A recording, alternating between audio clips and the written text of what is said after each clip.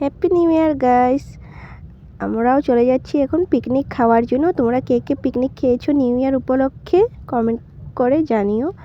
আর হ্যাঁ, আমরা যাচ্ছি ডিমা হাসাও উমরাংশু গোল ফিল্ডে পিকনিক খাওয়ার জন্য।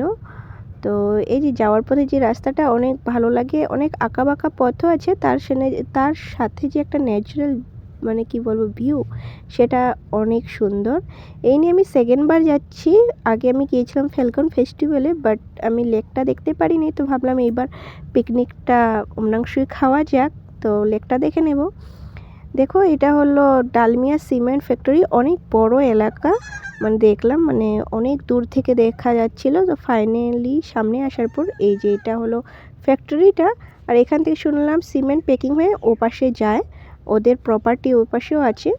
তো ফাইনালি পৌঁছে গেলাম। Welcome to Umrangso. অনেক মানে লং জার্নি করার পর ফাইনালি উমরাংশু পৌঁছলাম। আর রাস্তাতে দেখো একটা কিউট হর্সের সাথে দেখা হয়ে গেল, অনেক কিউট ছিল হর্সটা। এভাবে পৌঁছতে পৌঁছতে উমরাংশু মার্কেটে পৌঁছে গেলাম। তারপর আমাদের কিছু কেনাকাটা বাকি ছিল, সেটা এই উমরাংশু মার্কেট থেকে আমরা নিয়ে নিলাম। আর এখানের যে মানে কি বলবো, মানে জায়গাটা খুবই নিট অ্যান্ড ক্লিন, অনেক মানে পরিষ্কার পরিচ্ছন্ন, ভালো লেগেছে যাওয়ার পর। দেখো রাস্তাটা ভীষণ পরিষ্কার, খুবই সুন্দর। মানে ডিমা হাসাও অ্যাকচুয়ালি খুবই সুন্দর।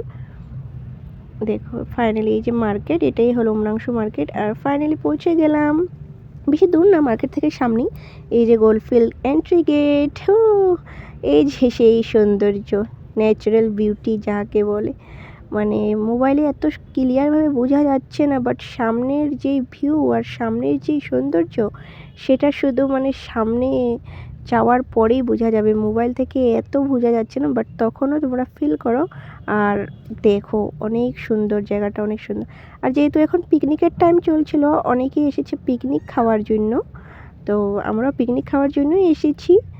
তো দেখো, আর পুরা মানে কি বলবো, 4-5টা লেকটা দিয়ে ঢাকা।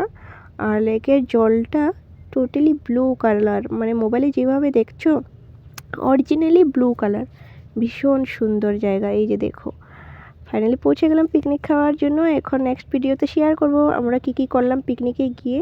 আর এখানে বোট রাইডিংও করা যায়, যারা যারা তোমাদের ইন্টারেস্ট বোট রাইডিং করতে পারো, সব কিছু অ্যাভেলেবেল আছে। অ্যান্ড ফাইনালি পৌঁছে গেলাম। Thank you.